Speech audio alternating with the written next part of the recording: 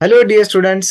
तो जैसा कि हम सब लोग जानते हैं कि अपना नीट और जेई का एग्जाम बहुत पास में आ रहा है। और आज का ये वीडियो एकदम ऐसे ऐसे क्वेश्चंस चुन चुन कर आपके सामने ला रहे हैं जो कि हम जनरली रिवीजन करते समय इग्नोर करते हैं।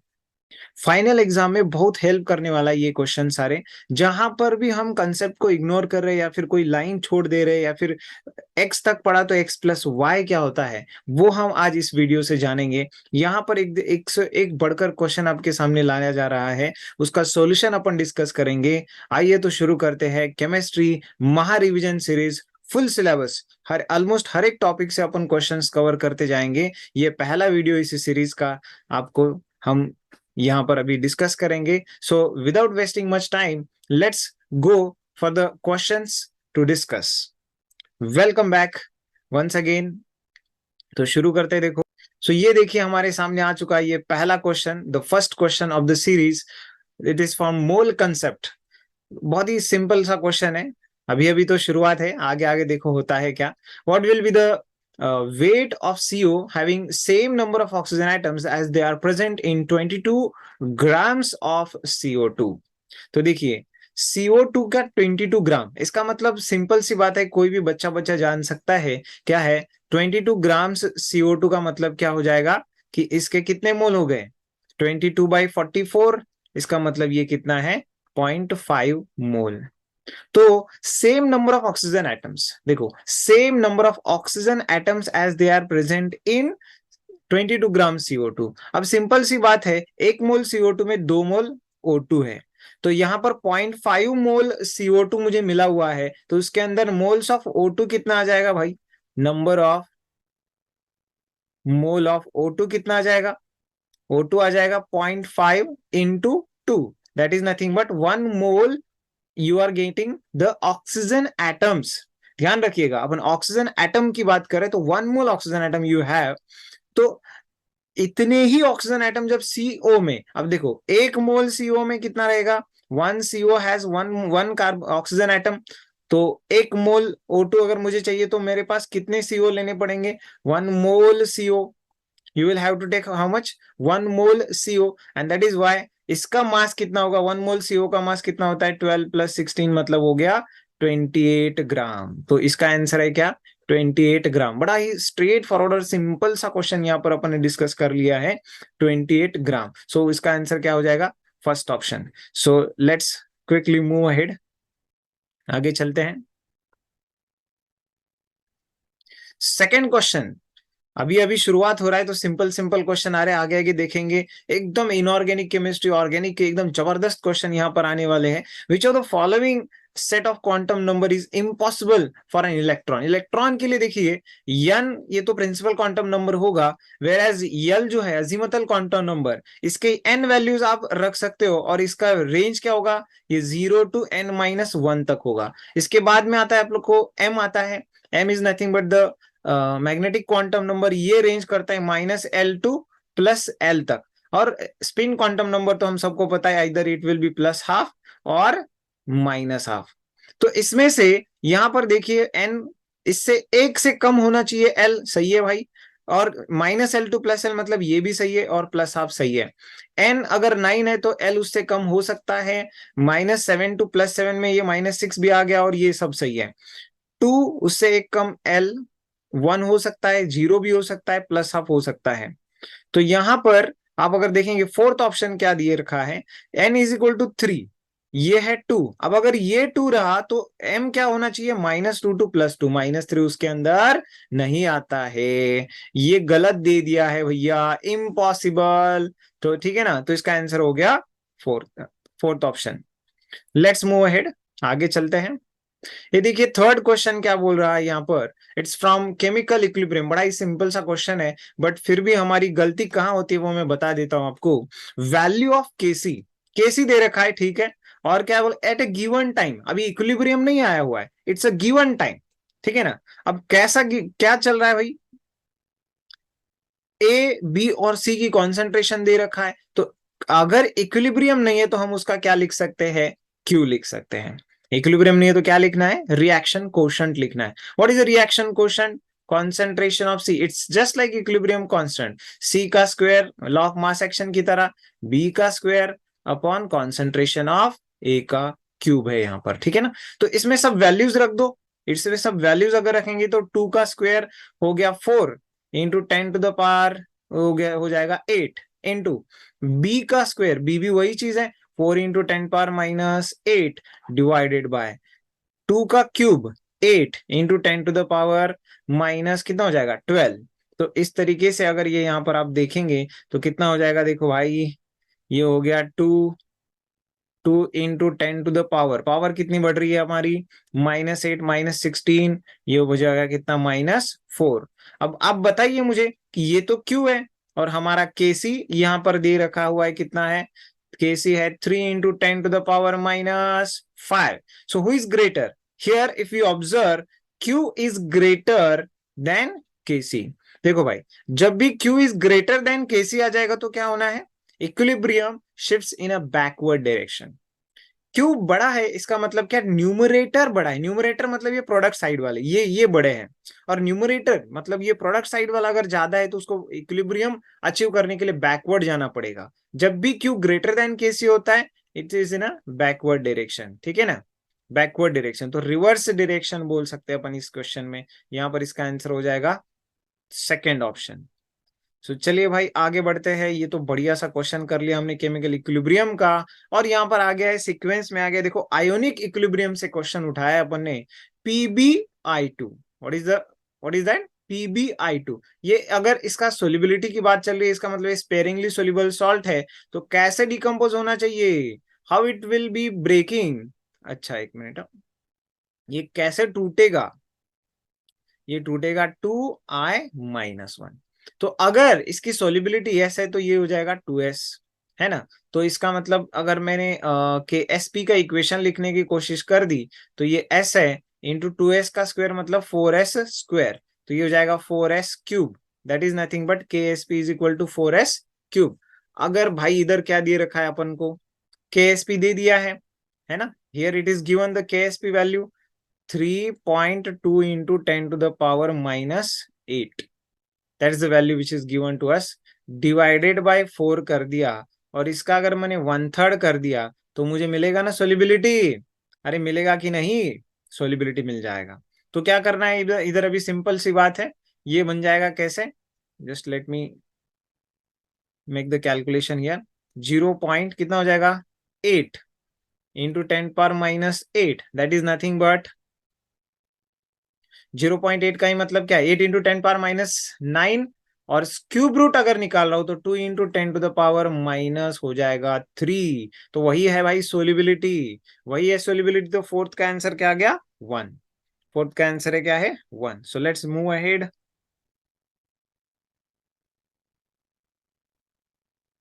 नेक्स्ट क्वेश्चन इज, देखते भाई क्या आ गया यहाँ पर, ये देखो जबरदस्त क्वेश्चन है। मैंने वही जो शुरुआत में जो बात करी ना, मैंने जो शुरुआत में बात करा है क्या, कि जैसे हम लोग जनरली इग्नोर करते हैं इन कंसेप्ट्स को, जनरली हम लोग इग्नोर करते हैं एज इट इज। मैंने एनसीईआरटी का यहाँ पर फोटो भी खींच के रखा हुआ है ताकि आपको समझ में आए, रियलाइज हो जाए। पढ़िए इस स्टेटमेंट को, डाइपोल डाइपोल इंट्रैक्शन के बारे में है, स्टेट्स ऑफ मैटर में से क्वालिटी शानदार क्वेश्चन है, ठीक है ना। डाइपोल डाइपोल इंट्रैक्शन, ठीक है ना, इसकी एनर्जी है, अगर मॉलिक्यूल कैसा रहेगा स्टेशनरी पोलर मॉलिक्यूल। देखो दो टाइप के हो गए, एक होगा यहाँ पर स्टेशनरी पोलर मॉलिक्यूल, दूसरा है रोटेटिंग पोलर मॉलिक्यूल। भाई साहब अगर स्टेशनरी पोलर मॉलिक्यूल रहेगा तो उसका dipole dipole interaction will directly depend on what, 1/r⁻³ distance between the atoms, उसमें से मॉलिक्यूल में का डिस्टेंस का power 3।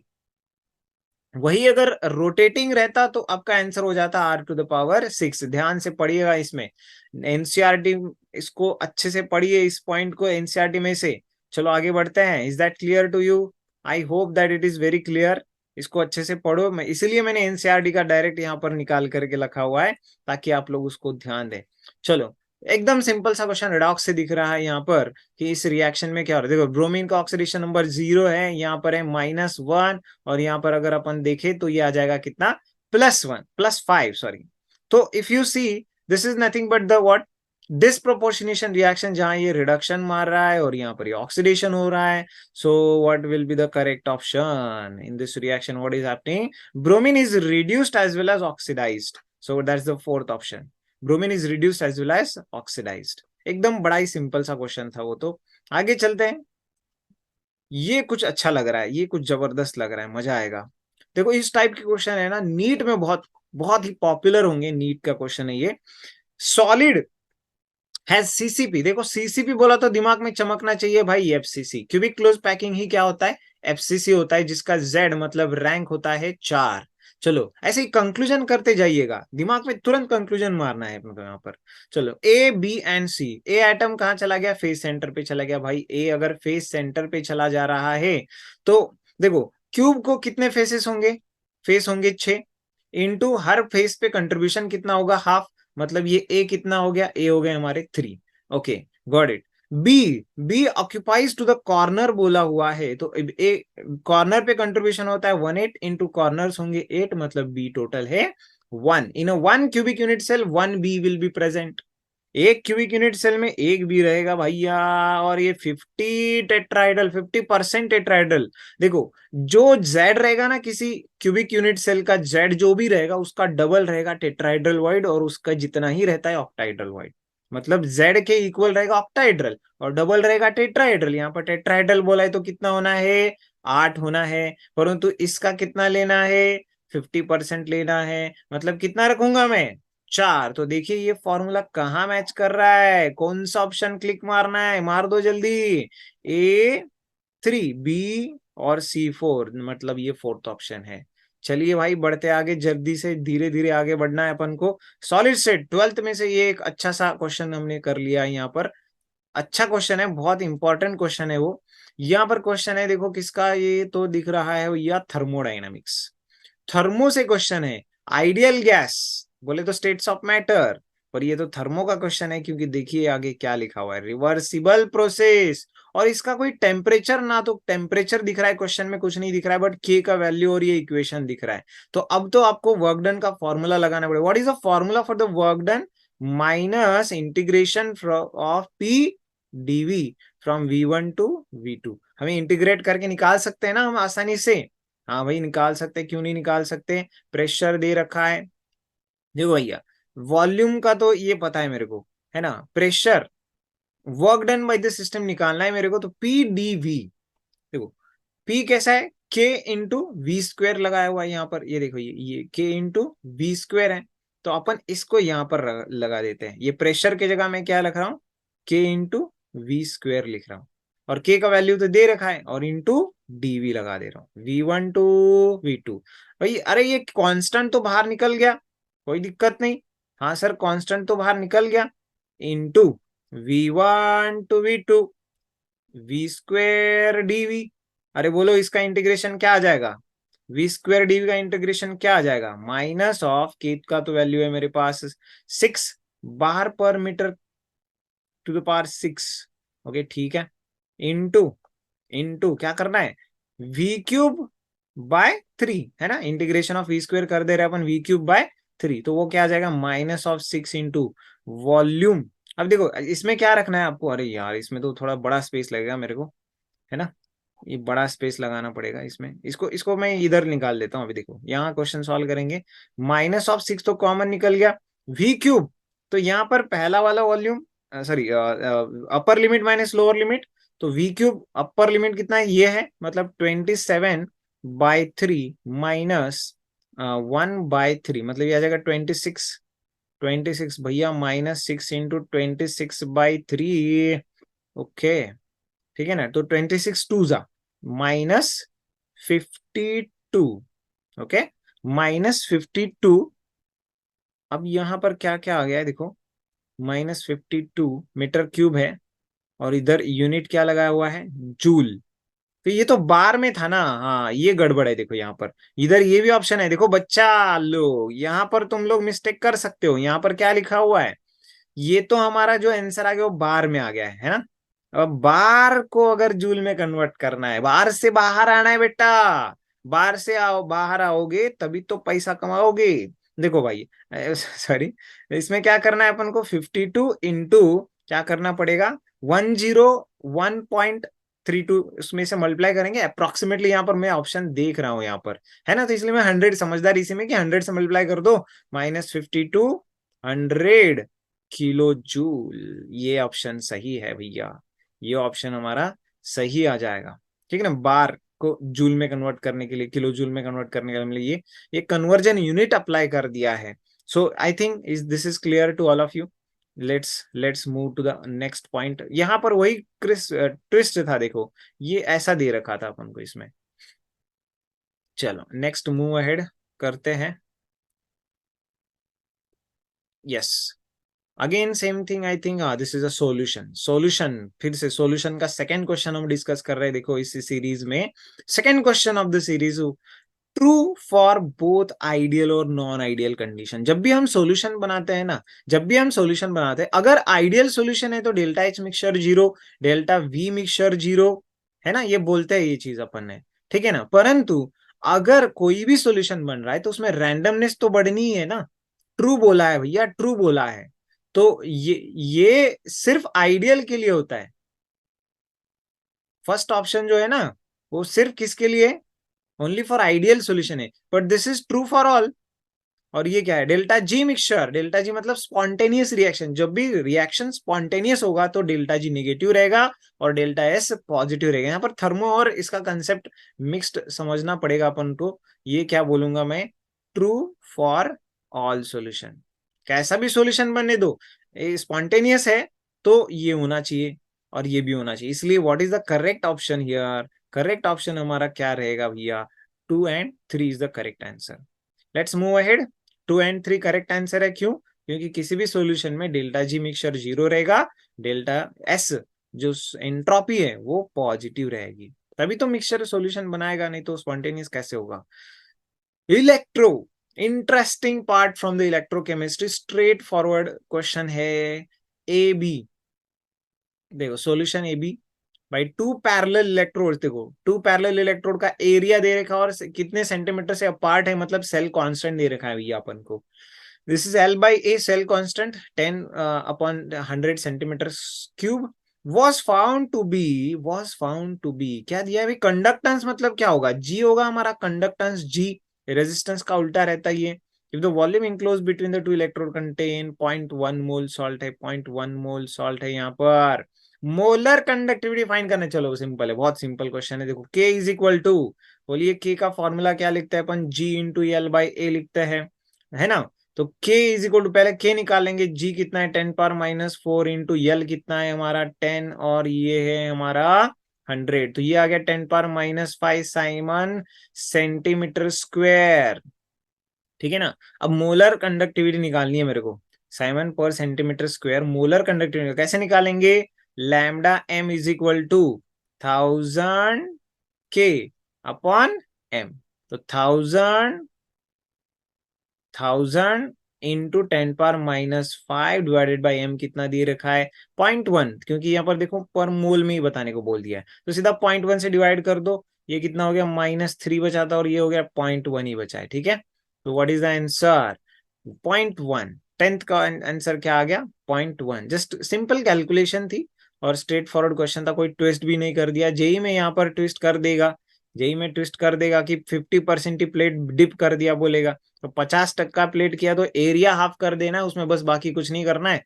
Half life of the first order reaction is, ये भी अगेन स्ट्रेट फॉरवर्ड क्वेश्चन दिख रहा है। टाइम पीरियड 99% के लिए। देखो भाई हमारे पास एक तो फर्स्ट ऑर्डर रिएक्शन बोला तो टी हाफ क्या रहेगा उसका 0.693 डिवाइडेड बाई के रहेगा, ठीक है ना। तो या फिर के का हम ऐसा लिख सकते हैं कि, और आई can say K is equal to 0.693 divided by क्या बोलूंगा मैं, बोलो भाई टी आप बोलूंगा। तो अगर टाइम की बात करी जाए फर्स्ट ऑर्डर रिएक्शन का टाइम, तो इक्वेशन क्या है 2.303 अपॉन के into log A not by A T.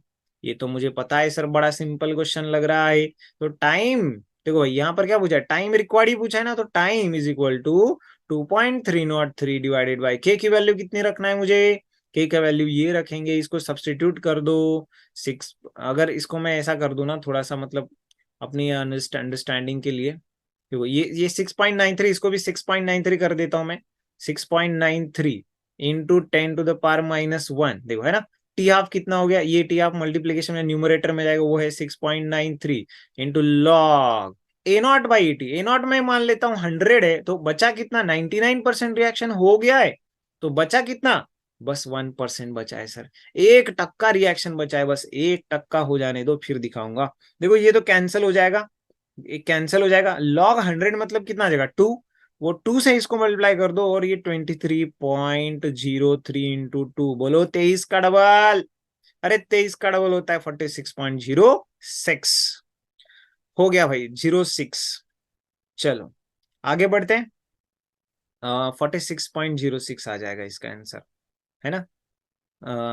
Time ही पूछा था, मिनट में है तो ये भी मिनट में है, तो ये भी मिनट में आ गया, कोई दिक्कत नहीं है। हम कोई गलती नहीं कर रहे हैं, यही सही है। आगे बढ़ते हैं। देखो कितना फटाफट, मस्त मजा आ रहा है मुझे तो, बहुत मजा आ रहा है भाई। Milk is an example of surface chemistry का क्वेश्चन है, बार बार पढ़ा हुआ रहता है, और ये केमिस्ट्री, इनऑर्गेनिक केमिस्ट्री का पार्ट है, तो बार बार पढ़ना चाहिए, तभी दिमाग चलेगा, दिमाग की बत्ती जलेगी। खास करके लास्ट टाइम जब रिवीजन कर रहे हो आप, लास्ट टाइम जो मतलब फाइनल एग्जाम के एक 5-7 दिन पहले, आपको हर रोज 2-2 घंटा इनऑर्गेनिक का पार्ट पढ़ना होगा, कंपलसरी है। बाकी कुछ आए ना आए, फिजिक्स जितना पढ़ लिया जो पढ़ लिया, मैथ जितना पढ़ना था वो पढ़ लिया। अभी क्या कर सकता हूं, मेरे को स्कोर बूस्ट करना है, तो फाइनल मोमेंट में एक ही सब्जेक्ट है, उसमें भी एक ही वफाई, बेवफा नहीं है, वफादार सब्जेक्ट है। अगर लास्ट मोमेंट में इन्वेस्ट करोगे तो आपको बहुत सारा हेल्प होगा, दैट इज इनऑर्गेनिक केमिस्ट्री।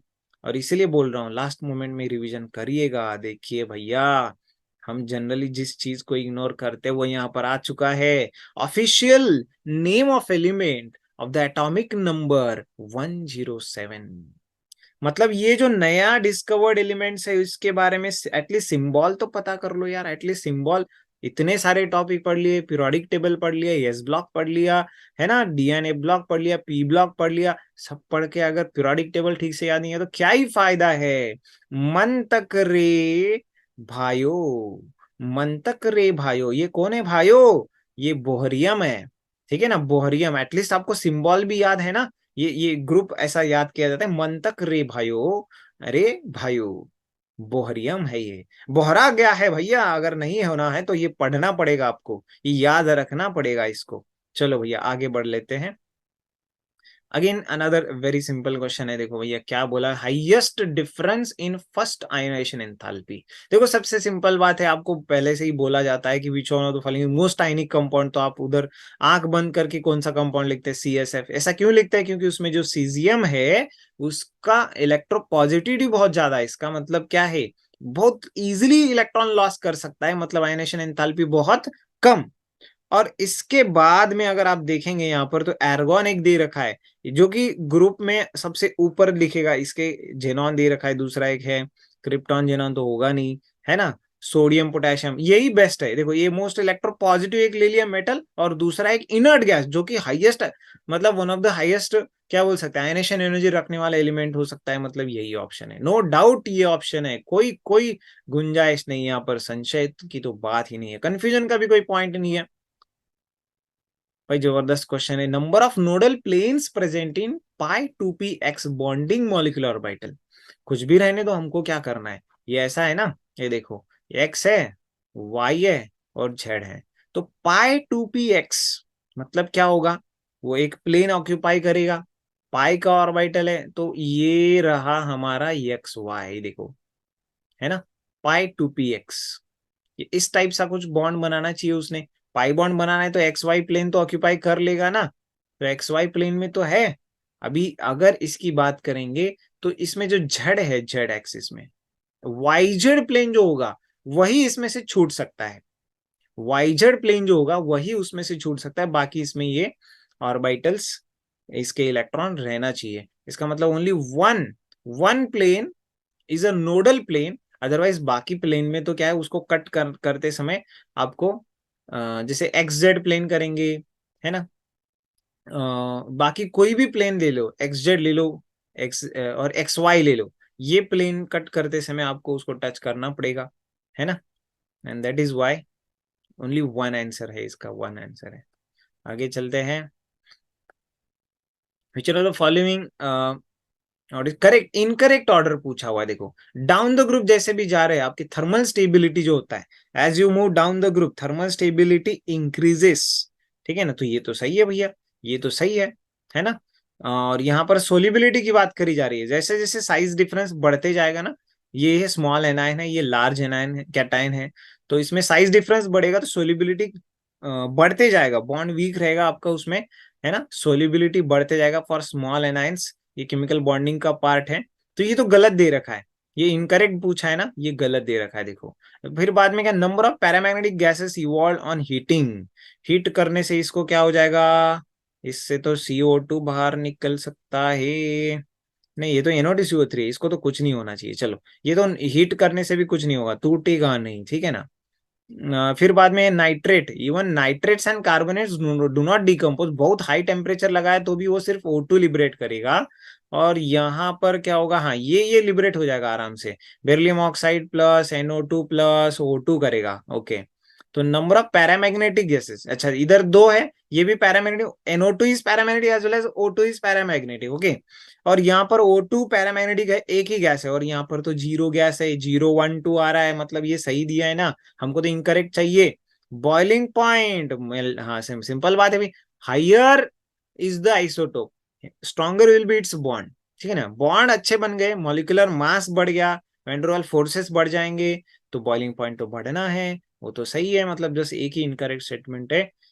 हमने बस बाकी की चीजें क्रॉस वेरीफाई कर लिया यहाँ पर, वो ठीक है सर। चलो द फॉलोइंग, देखो which of the following molecule are hydrate halides on heating suffer hydrolysis. Hydrolysis मतलब क्या है कि पानी टूटना चाहिए, हाइड्रोलिसिस होना चाहिए उस सॉल्ट का, ऐसा किस में हो सकता है हाइड्रोलिसिस। देखो अगर हम इसमें बात करेंगे, इसमें सबसे ज्यादा जो कोवैलेंट कैरेक्टर है, मतलब वीक नेचर किसका है ना, जैसे ये जो है ना, ये सॉल्ट ऑफ स्ट्रॉन्ग बेस है, ये सॉल्ट ऑफ स्ट्रॉन्ग बेस है, ये भी सॉल्ट ऑफ स्ट्रॉन्ग बेस है, पर MgOH ट्वाइस इसका पेरेंट बेस देखो तो MgOH ट्वाइस जो कि कैसा होता है, अरे भैया वीक बेस होता है, जो वीक होता है वही तो पानी में जाके रोता है, और इसलिए उसका हाइड्रोलाइसिस ज्यादा हो सकता है। It's a simple thing, where ये वाटर बस कंफ्यूजन के लिए आपको है, ऐसा प्योरली आयनिक का क्वेश्चन समझो ना इसको, कि हाइड्रोलिसिस किसका ज्यादा होगा, जिसमें वीक बेस ज्यादा होगा उसका हाइड्रोलिसिस ज्यादा होगा, सीएल तो कॉमन है सब में। हाँ सर समझ गए, चमक गया सर। हाँ तो ऐसा ही क्वेश्चन होता है जो थोड़ा सा घुमा फिरा के पूछते हैं आपको, और हम लोग कंफ्यूजन में कुछ भी लिख के आ जाते हैं, -5 कर देते हैं, इसके तो 4 चले गए, नेगेटिव मार्किंग हो जाएगी बेटा। Actinide shows highest oxidation state, ये थोड़ा सा कंसेप्चुअल पार्ट था, ये थोड़ा सा रीडिंग, जो मेहनत से रीडिंग कर रहा है ना, लाइन बाय लाइन रीड करते जा रहा है, थोड़ा सा कंक्लूजन बेसिस पे रीडिंग कर रहा है, उसको ही क्वेश्चन आएगा, बाकी को नहीं आएगा ये क्वेश्चन। ये थ्योरी बेस्ड क्वेश्चन समझ सकते हो। हाईएस्ट ऑक्सीडेशन स्टेट यहाँ पर होता है, देखो नेपच्यूनियम और ये प्लूटोनियम का +7 ऑक्सीडेशन स्टेट होता है, रीड करना पड़ेगा इसको, कोई दूसरा ऑप्शन है, जैसे इसमें +6 ही होता है, क्रोमियम में Mn तो +7 था, बड़ी ये गड़बड़ा गया है इसमें, है ना। यूरेनियम भाई साहब मरना है क्या यूरेनियम को लेकर के, चलो छोड़ दो भैया, चलो आगे चलते हैं। इंटर, ये भी बड़ा जबरदस्त लग रहा है, interlayer distance in the graphite is, graphite में interlayer distance very small. देखो भाई एक सिंपल चीज कहीं पर तो आपने बुक में पढ़ा हुआ रहेगा, कि जो ग्राफाइट की जो इंटर लेयर का डिस्टेंस रहेगा, देखो सिंपल बात है, लेयर टू लेयर डिस्टेंस वो उसके सीसी कोवेलेंट बॉन्ड से तो ज्यादा ही रहेगा, है ना, सीसी कोवेलेंट बॉन्ड का डिस्टेंस और layer distance, layer distance should be greater than CC covalent bond, ये तो लॉजिकल चीज है भैया। अगर कार्बन कार्बन बॉन्ड का लेंथ ज्यादा होता और लेयर डिस्टेंस कम होता तो वही अच्छा था ना, फिर ये बॉन्ड क्यों बनता, फिर ये बॉन्ड बना, इसका अर्थ क्या है, इसकी इसका अट्रैक्शन ज्यादा है तो इसकी लेंथ तो कम होगी ना, ये तो लॉजिकल कंक्लूजन पे है, मोर देन द ट्वाइस है, इतना भी नहीं कि भैया वेरी लार्ज तो नहीं हो सकता, या फिर वेरी स्मॉल नहीं हो सकता, ये चीज नहीं हो सकती है, ठीक है ना, सेम तो नहीं हो सकता है, ये होगा, है ना, ये होगा, बाकी के लॉजिकल पॉइंट्स है। Let's move ahead.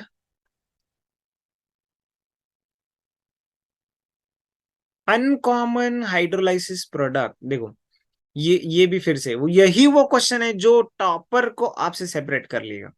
अगर आप टॉपर बनना चाहते हो ना तो इस क्वेश्चन को पढ़ना पड़ेगा आपको, और वो मिल रहा है आपको आज इस वीडियो में मिल रहा है। जो लोग अब तक बने हुए हैं इसका फायदा तो हो ही गया, जो लोग अब तक मन लगा के सुन रहे लेक्चर को उसका तो बहुत जबरदस्त फायदा हो गया कि सर हमने ठीक से पढ़ा ही नहीं था, अभी आपने बताया तो। सॉरी, ये वाटर नहीं लगाना है मेरे को, सॉरी हीट नहीं लगाना है, वाटर लगाना है H2O।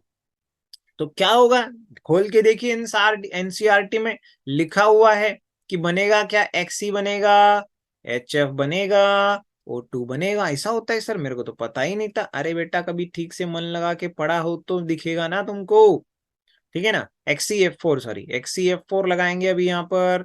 चलो XeF4 को अगर पानी में डाल दिया है तो क्या होगा, तो क्या होगा, तो क्या होगा, एक्सी बनेगा प्लस HF बनेगा प्लस O2 बनेगा। ये तो कॉमन प्रोडक्ट हो गए बेटा, और ये है अनकॉमन प्रोडक्ट।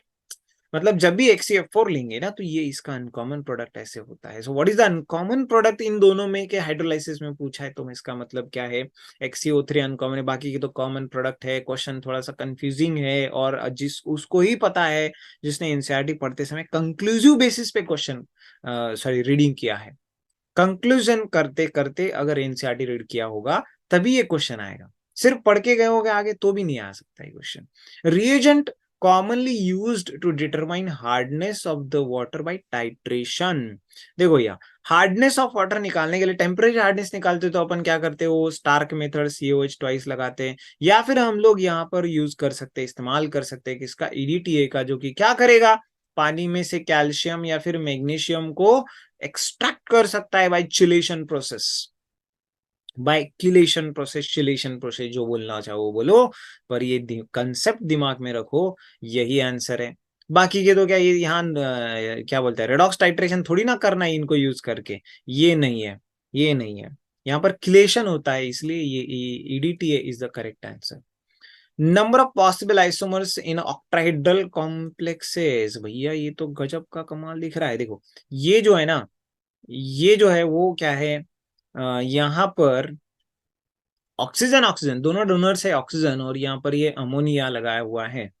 तो हम लोग इसको कुछ ऐसा लिख सकते हैं, मेटल है ए ट्वाइस दे रखा है, और हम क्या लिख सकते हैं इसको, B2 लिख सकता हूँ मैं, ठीक है ना, B2। तो ये बाइडेंटेट हो गया या मोनोडेंटेट हो गया M। और यहाँ पर कैसे ज्योमेट्री खड़ा करा दिया है, तो BB, अरे BB, और यहाँ पर है ये ए, ये है हो गया एम्बी, ये बाइडेंटेट लाइगैंड को इसको इधर से जोड़ना पड़ता है, 90 पे ही रख सकते हैं बाइडेंटेट को, बाइडेंटेट 90 से ही रखना चाहिए। ओके, तो अभी इस ये एक प्रोपोज स्ट्रक्चर हो गया। दूसरा एक प्रोपोज स्ट्रक्चर मैं आपको यहाँ पर दिखाता हूँ, देखो यहाँ पर कैसे हो सकता है इसका, ये वैलेंसी स्क्वायर ऑक्टाहेड्रल कॉम्प्लेक्स निकाल रहा हूं मैं, ये देखो ये एक्सियल पोजीशन से वर्टिकल वाले, और ये हॉरिजॉन्टल प्लेन में स्क्वायर प्लेनार काइंड ऑफ। तो यहाँ पर ये करा जा सकता है, देखो ऐसे ऐसे ए को जोड़ दिया मैंने और ये बी रखा दिया। तो what is the problem here, देखो यहाँ तो आपको पीओएस मिल जाएगा, तो मतलब ऑप्टिकल एक्टिविटी नहीं है यहाँ पर, बस ये और ये क्या है, पहली बात तो ये बीबी ट्रांस है, और ये क्या है, बीबी सिस है, ठीक है ना, बीबी ट्रांस बीबी सिस। तो ये पीओएस है, पर यहां पर आपको पीओएस मिलना मुश्किल है, तो ये ऑप्टिकली क्या हो जाएगा, ऑप्टिकली एक्टिव हो जाएगा। तो मतलब इसमें देखो, तो ऑप्टिकली एक्टिव मतलब इधर दो आइसोमर्स पकड़ने पड़ेंगे, और इसका एक आइसोमर, टोटल मिलके हो जाएंगे 3 आइसोमर। ऑप्टिकल का RS काइंड ऑफ थिंग है ना, ये और इसका मिरर इमेज रहेगा ऐसा। तो ये और इसका मिरर इमेज मतलब ये ऑप्टिकली एक्टिव 2 मिलेंगे और इसका 1 मिलेगा, तो इसका आंसर कितना हो जाएगा, 3, ठीक है ना, 3। ये ऑप्टिकली इनएक्टिव, फर्स्ट वाला ऑप्टिकली इनएक्टिव रहेगा, ठीक है ना। ये बड़ा अच्छा क्वेश्चन है, थोड़ा जेई लेवल का क्वेश्चन है ये, मुझे लग रहा है कि भैया ये जेई मेंस में आराम से पूछा जाने वाला क्वेश्चन लग रहा है। चलो आगे बढ़ते हैं। इनकरेक्ट मैच, देखो इनऑर्गेनिक तो सबके लिए समान है भैया, आजकल इनऑर्गेनिक तो कोई भी कैसा भी क्वेश्चन पूछ लगता है, ठीक है ना। तो सीडेराइट, सिंपल सी बात है, सीडेराइट का फॉर्मूला ये होता है, ये ऐसा है ना। मेटलर्जी थोड़ा पढ़ना पड़ेगा और उसके नाम याद करने पड़ेंगे, कौन से कार्बोनेट हो रहे, कौन से हाइड्रोक्साइड हो रहे, कौन से ऑक्साइड हो रहे, है ना, कौन से क्लोराइड का और है, सब पढ़ना पड़ेगा अपन को, सीधे राइट, है ना। चलो ये सही है। Distillation of zinc, zinc is extracted bye distillation, का कुछ हद तक सही है ये, क्योंकि इसका मेल्टिंग पॉइंट थोड़ा कम होता है, इसलिए जिंक को अपन डिस्टिलेशन से बाहर निकाल सकते हैं, पहले जिंक ही बाहर आएगा। जोन रिफाइनिंग में बोरान सही है भैया, जोन रिफाइनिंग में बोरान ही नहीं तो सिलिकॉन और जर्मेनियम भी, pure semiconductors can be extracted using zone refining. तो इनकरेक्ट पूछा है यहाँ पर, हम लोग आ गए, यहाँ गलती है कॉपर मैक्टी, जो कॉपर एक्सट्रैक्शन प्रोसेस में होता है, देखो ये ऐसा होता है। थोड़ा सा ही गलत लगा मेरे को, है ना।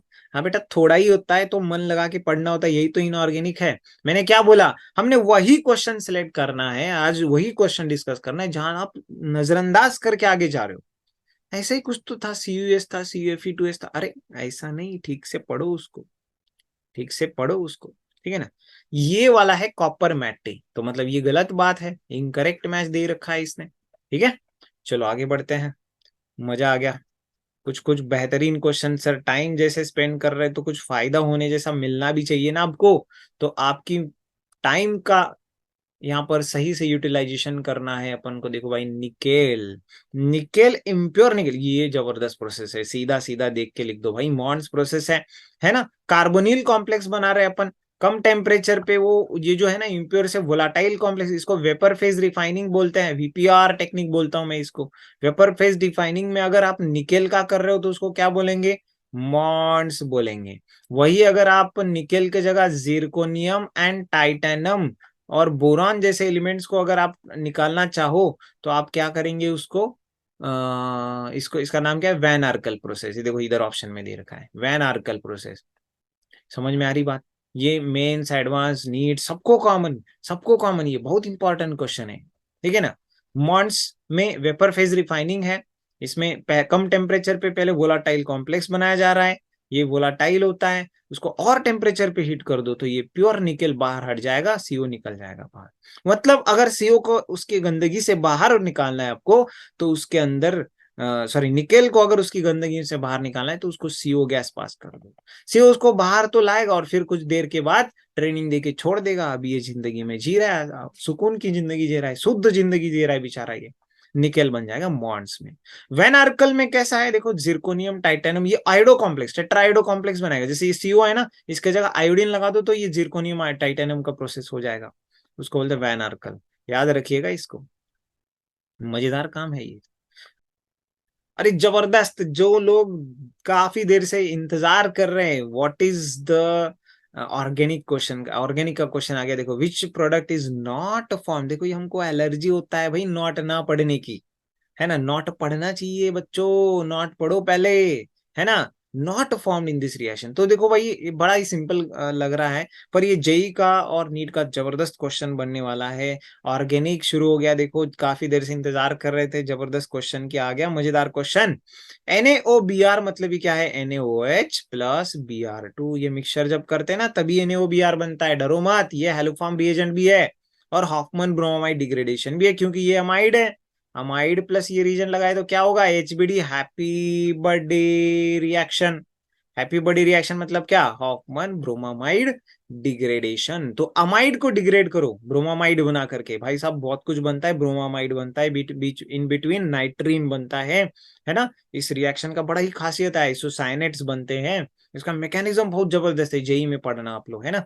चलो अभी तो अपन ये क्वेश्चन करते हैं। अमाइड प्लस ये कर दिया स्टेप डाउन रिएक्शन, गायब कर दो CO को, अरे CO गायब हो गया, हैप्पी बर्थडे हो गया CO का। चलो तो क्या हो गया, C6H5NH2, एनिलीन मिल गया सर मेरे को। एनिलीन के ऊपर ये डाल दिया तो क्या होना है, एनिलीन के ऊपर ये डाल दिया तो बनेगा C6H5N2 plus Cl minus, benzene diazonium ion बन गया। वाटर डाल दिया इसके ऊपर, वाटर डालने से क्या हो जाता है, फिनॉल बन जाता है सर। वाटर डालने से क्या हो जाता है, फिनॉल। H3PO2 डाल दे तो क्या हो जाता है, बेंजीन। गैटरमन, गैटरमन को सॉरी अपना क्या, सैंडमेयर रिएक्शन, बॉल्स-कैमन रिएक्शन, बहुत सारे रिएक्शन होते हैं इसके। ब्रोमीन वाटर डालना है मुझे, अच्छा इसके ऊपर अगर ब्रोमीन वाटर मैंने डाल दिया तो क्या होना था भैया, 2 4 6 ट्राई ब्रोमोफिनॉल बनने वाला था।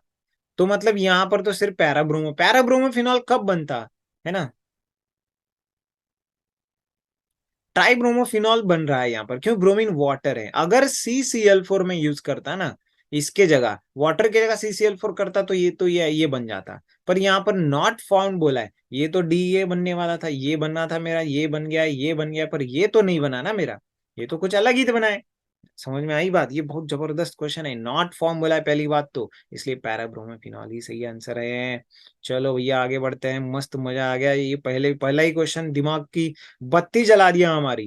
मुझे तो फॉलोइंग, देखो ऑर्गेनिक काफी जबरदस्त क्वेश्चन है यहाँ पर। अभी देखो, फॉलोइंग रिड्यूसेस टॉलरेंस रिएजेंट, मतलब टॉलरेंस उसको ऑक्सीडाइज करेगा तो वो इसको रिड्यूस करेगा। सिंपल सी बात है ना। Tollens is a mild oxidising agent हम बोलते हैं, ये OA है तो वो खुद रिड्यूस हो जाएगा, है ना। Which of the following use Tollens test positive? देखो फॉर्मिक एसिड देता है, हाँ सर देता है क्या? हाँ देता है। कार्बोक्सिलिक एसिड में यही तो एक है, खानदान का नाम रोशन कर रहा है, जाके टॉलरेंस को रिड्यूस करके आ गया फॉर्मिक एसिड। अच्छा, अल्फा हाइड्रोक्सी कीटोन्स, हाँ अल्फा हाइड्रोक्सी कीटोन्स भी देते हैं। ये क्या है भैया? हीमी एसिटल लग रहा है। हीमी एसिटल के ऊपर थोड़ा भी पानी पड़ गया तो तुरंत वो अल्डिहाइड या कीटोन में रिड्यूस हो जाएंगे, और तभी तो तुरंत aldehyde, all aldehyde give tolerance positive. तो मतलब इसका आंसर क्या है? ऑल। बड़ा ही जबरदस्त क्वेश्चन है। जहां इग्नोर कर रहे हैं ना, वही क्वेश्चन पूछा है आपको उसने। नॉर्मल हमको क्या है, the all aldehyde give Tollens test positive, इतना ही पढ़ा है अपन ने। अरे पर वो कैसा है, देखो क्वेश्चन का ब्यूटी देखो। पहले तो कैसे लिखा है, रिड्यूसेस टॉलरेंस रिएजेंट, ऐसा बोल के लिखा है, तो बहुत मजा आएगा। चलो भैया आगे बढ़ते हैं। यहाँ पर क्या लिखा है देखो, does not show geometrical isomerism. सारे क्वेश्चन देखो, देख रहे हैं आप लोग, एकदम उल्टे पुल्टे क्वेश्चन ऑर्गेनिक के ही दिख रहे हैं, पर उल्टे पुल्टे। ये तो क्या है, सिंपली सिंपली सिस ट्रांस बना लेगा, ये भी वैसे ही सिस ट्रांस बना लेगा। देखो ये तो ऑलरेडी सिस में है ना, ये तो ऑलरेडी सिस में है, तो उसका ट्रांस भी क्रिएट करा जा सकता है। देखो इस टाइप से कुछ रहेगा वो, है ना। यहाँ पर है एक HCl लगाया है, HCl लगाया है। दूसरे केस में मैं क्या कर लूंगा, है ना, दूसरे केस में क्या कर लूंगा, ये HCl लगा दो, ClH लगा दो, हो गया ट्रांस, और ये हो गया सिस। परंतु इसमें कुछ नहीं करा जा सकता है भैया, वो पैक्ट हो गया पूरा, वो स्ट्रक्चर ही पैक हो गया, है ना। तो इसलिए ये क्या है, इसका आंसर है नॉट शो ज्योमेट्रिकल आइसोमेरिज्म, उसका आंसर हो जाएगा थर्ड आंसर। कुछ तो बढ़िया पूछा हुआ है ना, कुछ तो बढ़िया पूछा हुआ है। ऑर्गेनिक धो दिया साला सारा। अबो gauche form is stable when Z is. देखो ये कैसा लग रहा है आपको? ये गॉश है ना, तो गॉश में कौन सा स्टेबल होता है? गॉश में कौन स्टेबल होता है? जब जेड की जगह क्या हो जाएगा, इस जेड में और इसमें फ्लोरीन में हाइड्रोजन बॉन्डिंग होती है। हाँ सर पढ़ा है क्लास में। यहाँ पर कौन कौन होना चाहिए? जो हाइड्रोजन बॉन्डिंग के लायक होगा। और हाइड्रोजन बॉन्डिंग के लायक कौन कौन है? ऑक्सीजन है, नाइट्रोजन है, फ्लोरीन है। तो ऑक्सीजन तो, सॉरी फ्लोरीन तो है ही, OH भी है और OCH3 भी है। मतलब इसका आंसर क्या लिखना होगा? ऑल ऑफ दीज लिखना होगा। सर अच्छा याद दिला दिया आपने, तो ये लास्ट मोमेंट में तो बहुत हेल्प करेगा मेरे को। ये कंसेप्ट अभी थोड़ा सा भूला भूला सा हो गया था, अभी मैं याद रख सकता हूँ सर, इसको भूलूंगा नहीं। Don't forget most reactive hydrogen in free radical substitution. अच्छा भैया, जब भी फ्री रेडिकल होगा ना, तो कार्बोकेटाइन स्टेबिलिटी जैसे देखते हो, जैसे फ्री रेडिकल स्टेबिलिटी देखो, है ना। फ्री रेडिकल स्टेबिलिटी देखते समय क्या करना है, देखो यहाँ पर ये डबल बॉन्ड क्या बाजू वाला, या तो ये अल्फा हाइड्रोजन या फिर ये गैमा हाइड्रोजन। यहाँ पर गैमा हाइड्रोजन मैं सेलेक्ट करूंगा, क्योंकि वहां का फ्री रेडिकल सेकेंडरी के साथ साथ ये अलाइल फ्री रेडिकल है, डबल बॉन्ड की बाजू में है। भाई सेलेक्ट कर दो इसको, no tension, without any thought, second thought मैंने इसको सेलेक्ट कर दिया है। चलो आगे बढ़ते हैं, मैं आगे बढ़ता हूँ। क्या पूछा है इसमें? एरोमेटिक कौन है? अरे ये तो हमारे घर का क्वेश्चन है भैया, ये तो हम ऐसे ही कर लेंगे। ये देखो, ये देखो ये क्या कर रहा है, एंटी एरोमेटिक है कि नहीं? आंटी आ गया, आंटी। अनित नहीं भाई, आंटी आ गई है, आंटी है। क्यों एंटी सर, कैसे बोला आपने एंटी? अरे पागल इंसान, देखो ये 2 पाई इलेक्ट्रॉन, ये 2 pi electron, total 6 pi electron, sorry 4 pi electron हो रहे हैं, और इधर कॉन्जुगेशन है। कॉन्जुगेशन जबरदस्ती दे दिया बेचारे को। यहाँ पर भी 4 पाई इलेक्ट्रॉन है, नहीं होगा, ये भी एंटी है। अरे कितने आंटी है भैया, ये देखो, हाँ ये हो सकता है मेरा। ये देखो यहाँ पर 2 पाई 2 पाई और इसका लोन पेयर का 2 पाई, टोटल 6 पाई इलेक्ट्रॉन्स, और ऊपर से पूरा कॉन्जुगेशन पाई अल्टरनेट लोन पेयर अल्टरनेट पाई पूरा घूम रहा है। इसकी लोन पेयर नहीं घूमेगा, इसका लोन पेयर कॉन्जुगेशन का पार्ट नहीं है। डबल sp2 हाइब्रिडाइज नाइट्रोजन की लोन पेयर कॉन्जुगेशन का पार्ट नहीं रहती है। sp3 हाइब्रिडाइज का नाइट्रोजन में लोन पेयर कॉन्जुगेशन का पार्ट होता है, एंड दैट इज व्हाई ये पूरा का पूरा क्या है, एरोमेटिक है। अच्छा भाई, इसकी बात करते, ये क्या बोल रहा है यहाँ पर, तो ये देखो, इस कार्बन ने गड़बड़ कर दिया ना, खराब कर दिया, सारा गेम का मजा खराब कर दिया इसने। तो sp3 हाइब्रिडाइज्ड है, अब नॉन पोलर हो जाएगा, नॉन एरोमेटिक हो जाएगा, ये नॉन एरोमेटिक है। तो आंसर क्या पूछा है अपन को, ये हो जाएगा आंसर। लेट्स मूव अहेड, चलो सर आगे बढ़ो, मजा आ गया, ये थोड़ा सा अच्छा क्वेश्चन मिल गया अपन को। आगे आगे देखो होता है क्या, और भी अच्छे क्वेश्चन आने वाले। Benzene on treatment with excess chlorine, बहुत गजब का क्वेश्चन है, पढ़ना पड़ेगा तभी आएगा ये, है ना। जो पढ़ा है वही आगे बढ़ा है, आप क्या करने वाले हैं वो आप डिसाइड कर लो। प्रेजेंस ऑफ अनहाइड्रस क्लोर AlCl3 in the darkness, generally इसको प्रिफर नहीं करते पढ़ाना, बट ये एक स्पेशल रिएक्शन है, स्पेशली पढ़ाना पड़ेगा इसको। जब भी बेंजीन के ऊपर, जैसे फ्यूरान का बन गया टेट्राहाइड्रोफ्यूरान, वैसे बेंजीन का बन गया BHC, मारो, किसको मारेंगे, अरे कीटक नाशक, है ना।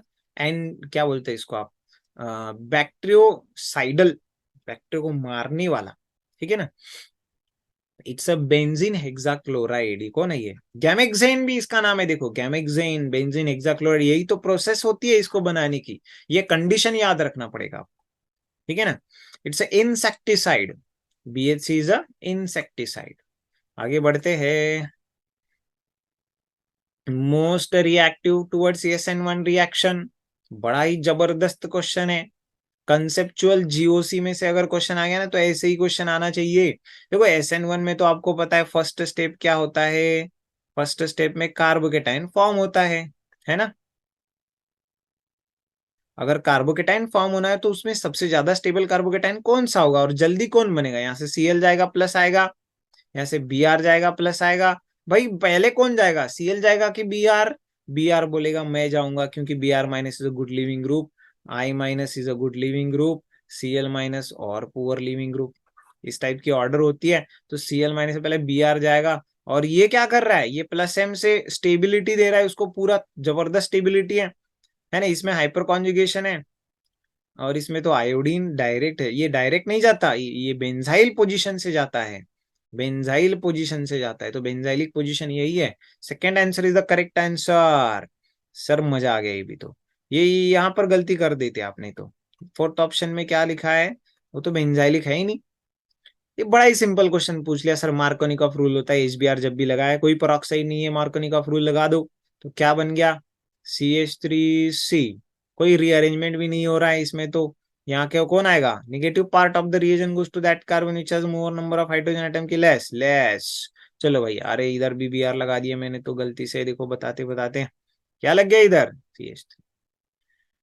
इसके मतलब ये टर्शरी ब्रोम, देखो टर्शरी ब्यूटाइल ब्रोमाइड बन चुका है, इसके ऊपर अगर आपने एक स्ट्रॉन्ग बेस लगा दिया और हीट लगा दिया, देखो हीट मतलब एलिमिनेशन, याद रखिएगा, E2 स्ट्रॉन्ग बेस है, तो और ये हीट लगा दी, हीट मतलब एलिमिनेशन, और टर्शरी का कभी SN2 नहीं हो सकता, SN2 reaction is not given by tertiary, इसलिए इसका क्या होना है, एलिमिनेशन होना है। और एलिमिनेशन के लिए जब भी बेस जाता है तो सिर्फ जाके एक प्रोटॉन लेके आता है, बाकी ज्यादा मेहनत नहीं करता हो। सपोज इसमें से ये अल्फा सॉरी ये अल्फा है, बीटा बीटा बीटा, कोई भी एक बीटा उठा लो, प्रोटॉन उठा दिया तो वो C माइनस कार्बन आयन बनाया, ये Br चला गया, अल्कीन बन जाएगा, आइसोब्यूटीन। कौन सा ऑप्शन है भैया, अरे कौन सा ऑप्शन है, हाँ भाई ये लास्ट वाला ही ऑप्शन है, सही है।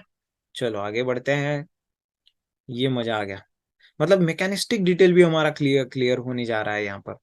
आप देखो, अब थोड़ा सा घूमेंगे, अब थोड़ा सा मजा आएगा। नोरेथिंड्रोन, जैसे भी याद किया, देखो इथिलीन एस्ट्राडायोल, नोरेथिंड्रोन, ऐसे सारे वर्ड जब भी आता है तो क्या होगा, हाँ एंटी फर्टिलिटी ड्रग होता है, थ्योरेटिकल पार्ट है, you will have to by heart that part, I can not give much more explanation for that, है ना। जितनी बार पढ़ोगे, मैंने बोला ना इनऑर्गेनिक केमिस्ट्री बार बार पढ़ने का सब्जेक्ट है, चलो भाई, biodegradable polymer. Biodegradable polymer NCERT में टॉपिक के लास्ट में दिया रखा है, पढ़ लो बेटा, आगे बढ़ने वाला है। नाइलॉन 26 भी है और पीएचबीवी भी है, बहुत 2 और 3 आंसर है। आगे बढ़ो, आगे बढ़ो। How much of sulphur can be obtained by the, फिर से मोल कंसेप्ट पे आ गया क्वेश्चन, मजा आएगा। How much of sulphur can be obtained by the reaction of 1 mole of SO2 with 22.4 liter of H2S at STP। देखो reaction लिखना पड़ेगा, balance करना पड़ेगा।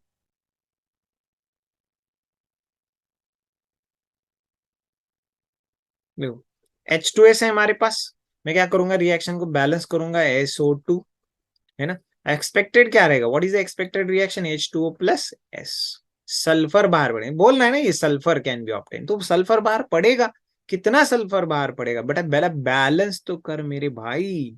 सल्फर 2 दिख रहे हैं आपको इधर, H2O है, इसमें इधर 2 सल्फर तो करना पड़ेगा, है ना। पर उससे काम तो नहीं बनेगा, इसको 2 लेना पड़ेगा। चलो ठीक है, ऐसा कर लेते हैं, देखो इसको 3 कर लेता हूं मैं, ठीक है ना। 3, अब हो गया बैलेंस्ड, अब हो गया बैलेंस्ड। अब क्या करें, क्या बोल रहा है ये, 1 mole of SO2 with 22.4 litres of H2S at STP। देखो H2S तो गैस है, ठीक है, कोई बात नहीं है ना। ये सॉलिड बन गया, बाहर आ रहा है, ठीक है ना। अब देखो, हाँ, यहाँ पर स्टोइचोमेट्रिक रेशियो क्या बोल रहा है, 2:1:1:3। अच्छा, 2 H2S है तो 1 SO2 रिएक्ट करेगा। Reaction of 1 mole of SO2 with 22.4 mole. Initially 22.4 मतलब ही क्या होता है एट STP, 1 मोल होता है। सर ये इतना तो मोल कंसेप्ट में सीख लिया हूँ 2 साल में। ये 1 मोल है और ये भी 1 मोल है। अच्छा, अनमोल है, कंसेप्ट अनमोल है, मोल कंसेप्ट है ना भैया, अनमोल है। देखो 2:1 रेशियो में SO2 कितना दिया, 1 मोल। अब ये अगर 1 मोल है तो H2S कितना देना चाहिए था, 2 मोल, पर दे रखा है 1 मोल, मतलब ये क्या है, मेरा लिमिटिंग रिएजेंट है। जो लिमिटिंग रिएजेंट रहता है वो पूरा खत्म करना होता है। अगर ये 1 मोल हो गया तो उसका आधा SO2 लगेगा, मतलब हाफ लगेगा, मतलब ये हाफ बनेगा, मतलब ये ट्रिपल हो जाएगा। कितना बनेगा, है ना, 3/2। हाउ मच है सल्फर, 3/2, तो 3/2 इंटू सल्फर का होगा कितना, सल्फर एटॉमिक बताया नंबर होता है 32, 48 ग्राम। What is the answer, 48 gram. Mole concept का फिर से एक सिंपल, जो पहला क्वेश्चन देखा था उसके जैसा एक सिंपल सा क्वेश्चन हमने देख लिया यहाँ पर, बट इसमें थोड़ा सा IREQ टेक्निक का इस्तेमाल कर दिया अपन ने, है ना। इनिशियल रिएक्टेड फाइनल टेक्निक हमको समझ में आ गई। चलो आगे बढ़ते हैं। ये क्या आ गया भैया, enthalpy change for the reaction. अच्छा, यहाँ पर कुछ एंथैल्पी चेंज बोल रहा है, ethene molecule O2 CO2 gas बन गया है, वाटर बन, अरे देखो भैया, कोई भी हाइड्रोकार्बन होगा ऑक्सीजन के प्रेजेंस में बर्न करेंगे। When 1 mole of hydrocarbon is burn in the presence of oxygen completely, then the reaction enthalpy is called as combustion enthalpy. ये तो डायरेक्ट डेफिनेशन होता है, इसमें कोई चर्चा का विषय ही नहीं बाकी है। मजा आ गया सर, ये तो बस एक मतलब थियोरेटिकल पार्ट था। What will be the strength of 9.8% ग्राम पर लीटर में। देखो परसेंटेज वेट बाय वॉल्यूम लिखा हुआ है तो शर्माना नहीं है हमको, तो डायरेक्ट लिखना है। 9.8 परसेंट वेट बाय वेट का वॉल्यूम का मतलब क्या होता है, 9.8 gram of H2SO4 present in, क्या होगा, present in 100 ml of solution. अच्छा, 100 ml में अगर 9.8 है तो 1 लीटर। सो मैं क्या बोलता हूँ, 1 लीटर ऑफ सॉल्यूशन में कितना होना चाहिए, 98 ग्राम H2SO4 रहना चाहिए ना। 98 ग्राम मतलब ही क्या होता है। अच्छा, इधर ग्राम पर लीटर स्ट्रेंथ पूछा है, अरे खत्म बात, खत्म बात है, यही क्वेश्चन है, 98 ग्राम पर लीटर। हो गया क्वेश्चन, हो गया क्वेश्चन, 98 ग्राम पर लीटर। अरे बस डबल कर दो ना, इसमें इसमें एक जीरो बढ़ा दो तो इधर एक जीरो बढ़ा दो, 1 लीटर हो जाएगा, ग्राम पर लीटर में पूछा है। अरे सर ये तो बड़ा सिंपल क्वेश्चन है। हाँ बेटा, कभी कभी ऐसे क्वेश्चन में भी गड़बड़ हो जाती है, है ना, जब टेंशन आने लग जाता है, टाइम कम बचता है ना फाइनल एग्जाम में, तो ये ऐसा क्वेश्चन भी डिफिकल्ट लगता है। वो नहीं होने देना है बेटा अपने साथ, ओके। तो डेंसिटी दिया हुआ है, एटॉमिक नंबर पूछा है, एफसीसी बोला हुआ है और एज लेंथ भी दिया है। What is the formula for density? Z M upon N A, अबे सोडियम नहीं, एन ए क्यूब, ओके। तो डेंसिटी दे रखा है सेंटीमीटर क्यूब में दे रखा है, तो इसको भी सेंटीमीटर, यही एक गलती कर सकते हो आप लोग, दूसरा कुछ नहीं करोगे। फॉर्मूला तो अब तक रट ही लिया होगा, थोड़ा तो सीरियस हो गए, उतना तो आप लोग पढ़ाई करने में उतना तो सीरियसनेस होगा। जेड कितना होता है एफसीसी का? 4, ये तो चिल्ला के याद किया है सर मैंने। यही तो निकालना है, यम निकालना है मेरे को। यानी कितना होगा? 6 × 10⁻23 ले लो अप्रोक्सीमेटली, इंटू, देखो ध्यान दीजिएगा इसको, सेंटीमीटर में करना है आपको। 0.59559 इंटू 10⁻⁹ किया तो मीटर आएगा, तो दो और कम कर दो, -7 कर दो तो सेंटीमीटर आएगा, नहीं तो क्वेश्चन गलत आंसर आएगा। ठीक है ना, इसको कैलकुलेट कर लो बेटा, आपको आंसर मिलेगा, फोर्थ ऑप्शन मिलेगा। You will have to calculate it, ठीक है ना, कैलकुलेट करना पड़ेगा, मेहनत तो आपको करना है, हम तो दिशा दिखाने वाले हैं, दिशा दर्शक है ना। Select the incorrect statement amongst the following. मस्त लग रहा है यार क्वेश्चन तो, एकदम फिर से इलेक्ट्रो पे आ गया, फिर मजा आ गया। ऐसा यूनिट ऑफ कंडक्टिविटी, कंडक्टिविटी माने पता है क्या होता है? के। एक पॉइंट बता दो के बारे में, ऐसे ही बहते बहते जा रहे तो देखो, लैम्डा एम एक होता है, और मोलर कंडक्टिविटी होती है, और ये कंडक्टिविटी होती है। अगर मैंने सॉल्यूशन को डाइल्यूट कर दिया ना बेटा, बेटा ध्यान दो, सॉल्यूशन को अगर डाइल्यूट कर दिया, upon dilution molar conductivity increases but conductivity decreases. ये क्यों होगा? सोचते रहना रात भर, ठीक है ना। अच्छा, E cell is intensive parameter, बराबर है, एक बराबर, बिल्कुल बराबर है ना। The cell potential do not change with the quantity, cell potential fix होता है, ठीक है ना। It's intensive, not dependent on. Then यहाँ क्या लिखा है? A positive E naught means the that redox couple, couple बोल रहा है, redox couple is stronger reducing agent, reducing agent गलत बोल दिया ना। अगर किसी का ई नॉट ज्यादा है, देखो यहाँ पर ये प्लस में था, जीरो में चला गया, मतलब ये रिडक्शन पोटेंशियल की बात कर रहा है ना। और वो रिडक्शन पोटेंशियल पॉजिटिव है, इसका मतलब वो खुद रिड्यूस होगा, तो दूसरे का क्या करना चाहिए? अरे भाई दूसरे का तो ऑक्सीडेशन करना चाहिए, मतलब ऑक्सीडाइजिंग एजेंट। अगर वो ऑक्सीडाइजिंग एजेंट है, इसका मतलब इनकरेक्ट, यहाँ पर ये तो हो गया ना incorrect. Magnitude of conductivity depends upon the nature of metal, क्यों नहीं डिपेंड करेगा? ये भी सही है, सही है, मतलब थर्ड ऑप्शन गलत दिया, वो ऑक्सीडाइजिंग एजेंट चाहिए था, ठीक है ना, ऑक्सीडाइजिंग एजेंट चाहिए था। समझ लो भाई इस बात को, समझ लो इस बात को। Maximum dipole moment of the following, फिर बढ़िया क्वेश्चन आ गया, फिर बहुत ही बढ़िया क्वेश्चन आ गया।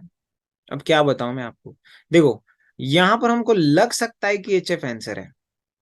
लगने से क्या होता है? होना चाहिए ना बेटा, तेरे लगने से क्या होता है? होना चाहिए ऑक्सीजन का साइज फ्लोरीन से बड़ा है, ऊपर से इसको दो दो हाइड्रोजन बॉन्डिंग है, एक वाटर मॉलिक्यूल दूसरे 4 वाटर मॉलिक्यूल के कनेक्शन में रहता है by creating this partial positive and negative charges, जो कि एचएफ में नहीं है, इसका साइज भी कम है, डाइपोल मोमेंट Q × D होता है। ये सब अगर पैरामीटर्स ध्यान में लिए तो वाटर ही सबसे ज्यादा डाइपोल मोमेंट रखने वाला मॉलिक्यूल होगा then HF, then even HF. Next question यहाँ पर देखते हैं, देखो which of the following is incorrect? B2H6 is non planar, बिल्कुल नॉन प्लेनर है भैया, ये तो स्ट्रक्चर कौन नहीं जानता। अब तक तो हमने बहुत ही रट लिया है, यहाँ पर होता है हाइड्रोजन बॉन्ड, क्या बोलते हैं, ब्रिज बॉन्डिंग। और यहाँ पर इस ब्रिज में दूसरा कोई एलिमेंट एंटर नहीं कर सकता क्योंकि उसकी साइज बड़ी होती है, फ्लोरीन नहीं आ सकता। देखो भाई, डू नॉट डाइमराइज, बहुत जबरदस्त क्वेश्चन है ये, मतलब इससे कंसेप्ट में हाथ डाला है ना जहां पर आपके क्वेश्चन गलत होते रहेंगे। BF3 और BCl3 does not form dimer, क्योंकि यहाँ पर क्लोरीन और फ्लोरीन डाल दिए ना, क्या हो जाएगा? उसकी साइज बड़ी हो जाएगी, डाइमर, ये जो ब्रिज स्ट्रक्चर है वो टूट जाएगा, है ना, तोड़ना नहीं है बेचारे को। लेविस एसिड है, चलो कोई दिक्कत नहीं है, ऑक्टेट अब जब तक कंप्लीट नहीं होता रहेगा ना, BeCl2 का डाइमेरिक फॉर्म लिखा है बस उसने, ये तो लेविस एसिड हो सकता है। हमको इनकरेक्ट पूछा है, हमको करेक्ट नहीं पूछा है। सिमेट्रिकल क्लीवेज क्यों होगा? ये लेविस एसिड है, ये भी लेविस एसिड है ना। इसको भी इलेक्ट्रॉन की कमी है, इसको भी इलेक्ट्रॉन की कमी हो सकती है। सिमेट्रिकल काइंड ऑफ क्लीवेज तो नहीं है ठीक है। अब ये क्यों लेविस एसिड है, क्योंकि कार्बन के ऊपर बहुत जबरदस्त पॉजिटिव चार्ज बन जाएगा, ऐसा ही देखो ये ऐसा है ना, पार्शियल पॉजिटिव चार्ज हो जाएगा, ऑक्टेट भी कंप्लीट। इस तरीके से बस शेयरिंग में ऑक्टेट कंप्लीट है उसका। चलो भाई आगे चलते हैं। Not symmetrical cleavage, three lanthanide which shows +2 oxidation state, again same thing. देखो इसको एज ए इंफॉर्मेटिव ले लो ठीक है ना, आप लोग ऐसा मत सोचो कि ये क्या चल रहा है यार।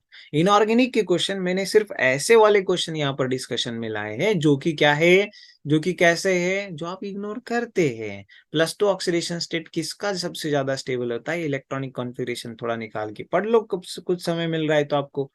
समैरियम है ना, यूरोपियम, और ये YB, इनका इनका +2 ज्यादा स्टेबल होता है किसमें, लैंथेनाइड्स में, है ना। लासे परनड पम समयु, लासे परनड पम समयु, बस पहला शब्द याद रखो भैया। गड़तब डी हो, इसका देखो इलेक्ट्रॉनिक कॉन्फ़िगरेशन बहुत ज्यादा पूछते हैं। गैडोलिनियम का इलेक्ट्रॉनिक कॉन्फ़िगरेशन बहुत फेवरेट है सबका, जेई और नीट वालों का। गड़तब डी हो इरतम यबलु। सर ये क्या बोल रहे सर आप, अरे बेटा सिर्फ फर्स्ट वर्ड बोल रहा हूँ मैं, लासे पर पम समयु गढ़ तबडी हो इरतम यबलु, इरतम, ठीक है ना, यबलु, ओके। तो चलो भाई इसमें इनके जो ये जो मैंने बताया आपको, इनके क्या हो जाते हैं, +2 ऑक्सीडेशन स्टेट बहुत ज्यादा स्टेबल हो जाते हैं, ठीक है ना। बढ़िया क्वेश्चन लग रहा है। 1 ml of 30% H2O2 solution will give how much oxygen at STP। देखो 30% बोला ना सर, तो मैं मेरे को पता है सर मैं क्या लिखना है। 30% मतलब क्या, 30 ग्राम H2O2 present in 100 gram, sorry इधर 100 मत लो, हाँ 100 ग्राम मत लो। ये क्या है, परसेंटेज वेट बाय वॉल्यूम ही है। 100 ml ले लो तभी क्वेश्चन सही हो सकता है, नहीं तो कैसे कर लेंगे आप लोग, है ना। तो अगर 30 ग्राम इन 100 ml है तो 300 ग्राम ये बोल सकता हूँ ना मैं, ऑफ H2O2। कितना रे, अरे कितना, कितना लिखूंगा, H2O2 इन क्या है 1000 ml। अब 1000 ml ही मतलब ही क्या है, 1 लीटर सोल्यूशन। 1 लीटर में 300 ग्राम H2 है तो मोलैरिटी क्या हो जाएगा, देखो मैं सिंपल तरीका बता रहा हूँ इसको करने का, बाकी बहुत सारे मेथड हो सकते हैं। 300 ग्राम डिवाइडेड बाय, है ना, ये ग्राम मतलब क्या हो जाता है, number of moles upon volume करना है, नंबर ऑफ मोल कितना आ जाएगा, 300 ग्राम इंटू H2O2 का कितना हो जाएगा 34, है ना। 34 डिवाइडेड बाय मोलैरिटी कितनी हो जाएगी 1, तो ये कुछ तो आएगा नंबर एक अपने पास मोलैरिटी। और आपको अगर पता हो तो वॉल्यूम स्ट्रेंथ के लिए मैं क्या करता हूँ, वॉल्यूम स्ट्रेंथ के लिए पर लीटर में निकाल रहा हूँ यहाँ पर अभी। कैसे होता है वॉल्यूम स्ट्रेंथ, वॉल्यूम स्ट्रेंथ का मतलब 1 लीटर ने कितना लीटर ऑक्सीजन दे दिया, वही उसकी वॉल्यूम स्ट्रेंथ है। यहाँ पर तो 1 लीटर है, तो वॉल्यूम स्ट्रेंथ क्या होती है, जनरली फॉर्मूला होता है मोलैरिटी, है ना, is equal to volume strength upon 11.2। तो 11.2 से मल्टीप्लाई कर दो इसको, है ना, ये जो नंबर आएगा ना उसको 11.2 से मल्टीप्लाई कर दो, तो फिर देखना आपका आंसर कैसे आएगा। देखो 300 डिवाइडेड बाई 3 इंटू 11.2, 3 का कैंसिल होने जा रहा है, तो ये कितना आ रहा है 112 आ रहा है कुछ, ठीक है ना। तो अप्रोक्सीमेटली हम इसको 100 ml बोल सकते हैं, देखिए ठीक है ना, अप्रोक्सीमेटली हमको ये करना पड़ेगा लग रहा है, तो 100 ml बोल सकते हैं।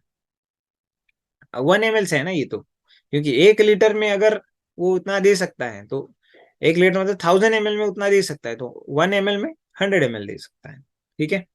आगे बढ़ते हैं, द लास्ट क्वेश्चन की तरफ बढ़ते हैं। कुछ लास्ट आखिरी के 4-5 सवाल बाकी है, 50 क्वेश्चन का अपना टारगेट है। अच्छा सर 50 का टारगेट है, चलो कोई बात नहीं है। बढ़ते हैं आगे अगले क्वेश्चन की ओर। देखो यहाँ पर कुछ लास्ट के 5-6 क्वेश्चन बचे हैं, 50 का अपना टारगेट है आज के क्वेश्चन का। 50 सुपर महा रिवीजन क्वेश्चंस, है ना, एकदम जबरदस्त क्वेश्चन है। देखो फटाफट से अपने को सभी टॉपिक्स में से इंपॉर्टेंट इंपॉर्टेंट कंसेप्ट देखने का मौका मिल रहा है यहाँ पर अपन को, ठीक है ना। देखो वीक फील्ड लाइगेंड है, D4 है, D4 का मतलब स्प्लिटिंग हो चुका है ऐसा ऊपर और नीचे, है ना, नीचे 3 मिलेंगे आपको, ऊपर 2 मिलेंगे। और इसमें से भी कैसे होगा, 4 का इलेक्ट्रॉन ट्रांसफर करना है तो कितने हो जाएंगे। वीक फील्ड में पेयरिंग नहीं होता, याद रखना है ना, पेयरिंग तो कब होता है जब SFL हो जाए, स्ट्रॉन्ग फील्ड लाइगेंड। या तो वीक फील्ड है 1 2 3 4, अब कैसे करेंगे, ऊपर प्लस 0.6 डेल्टा नॉट, और ये क्या है 1 इंटू डेल्टा नॉट, तो मतलब ये डी सीधा सीधा डेल्टा नॉट माइनस 0.4, कितना हो जाएगा 0.4 इंटू 3, है ना, डेल्टा नॉट कितना हो गया ये -1.2 प्लस 0.6 मतलब -0.6 डेल्टा नॉट। ये तो सही दे रखा है, मतलब ये सही है। इनकरेक्ट नॉट करेक्ट फिर से पूछा यार, नॉट ही पूछते रहते हैं। प्लैटिनम का इफेक्टिव एटॉमिक नंबर, जबरदस्त, है ना। ला हफ्ता वरना रे ओसामा, ला हफ्ता वरना रे ओसामा इराक से पिटाई और होगी। सर ये क्या बोल रहे हो सर? अरे बेटा ये प्लैटिनम कहाँ है, दिखा रहा हूं तुमको मैं बस। प्लैटिनम का एटॉमिक नंबर इस तरीके से तुम लैंथनम से निकाल सकते हो सीधा सीधा।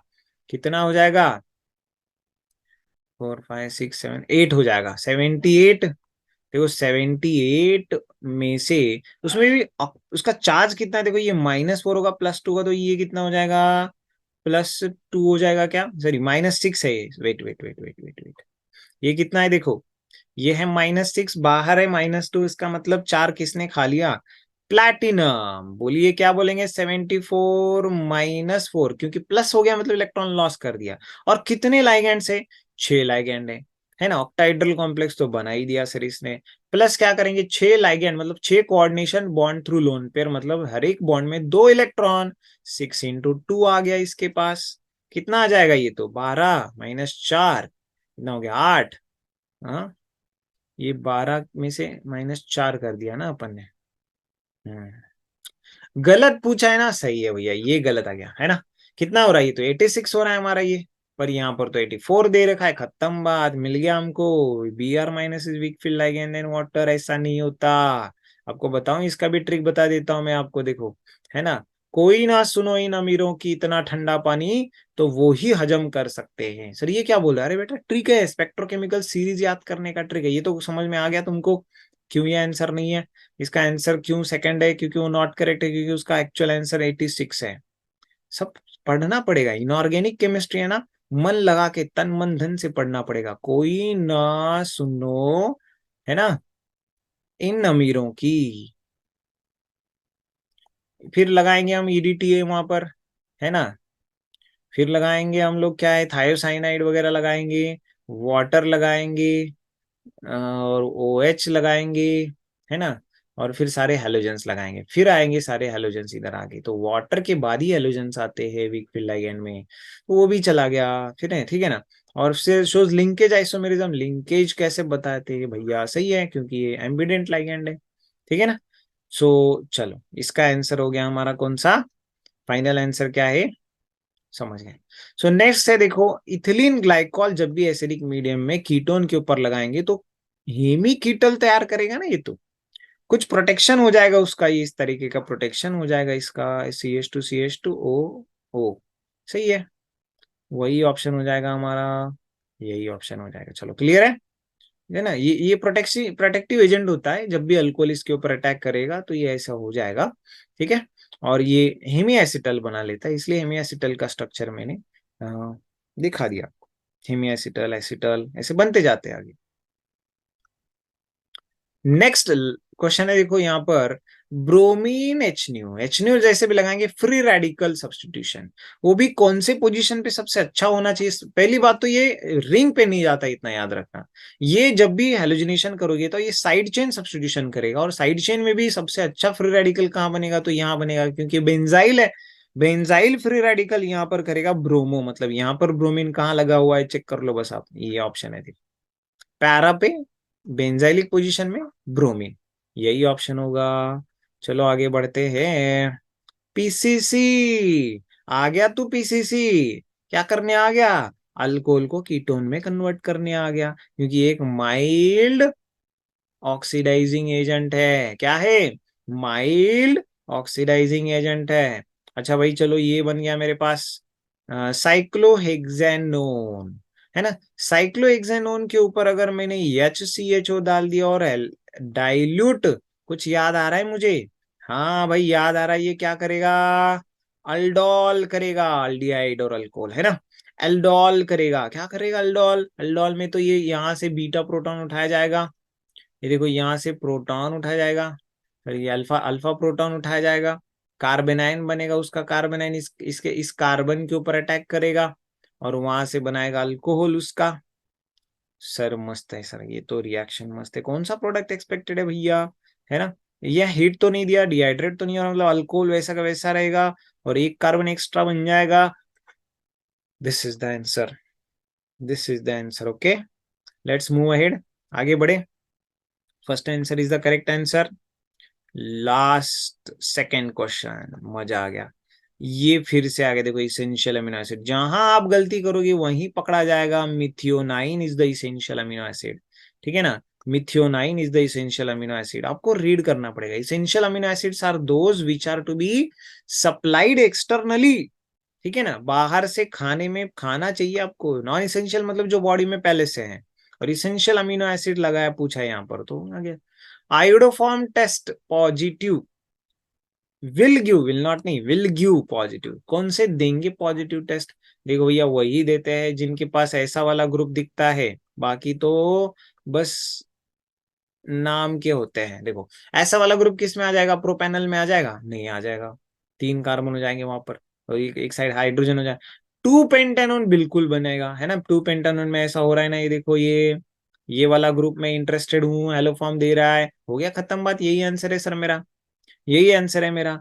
और इसी के साथ अपना ये आज का पहला महा revision for chemistry, all full syllabus, मतलब सारे टॉपिक के, हर एक टॉपिक के मजेदार क्वेश्चंस उठा करके हमने पावर पैक्ड एक रिवीजन कर दिया है ना? So let's stop here. Thank you all very much.